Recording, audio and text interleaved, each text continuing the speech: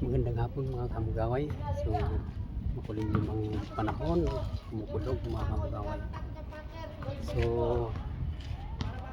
nung nakaraan mga kamugaway ay nasa bundok ako.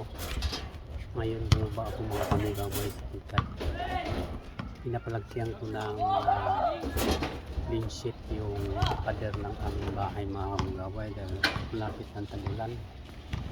So, ito mga kamugaway ay akin ang pinakagaway. Ayan mga kamugaway,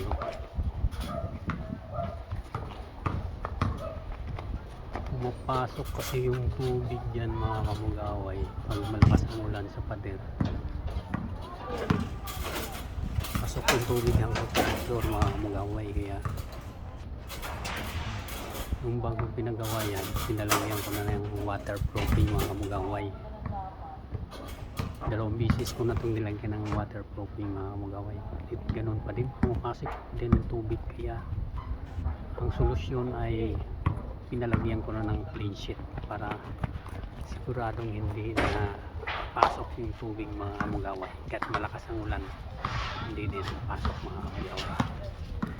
Yan. So, malapit nang matapos mga kamugaway.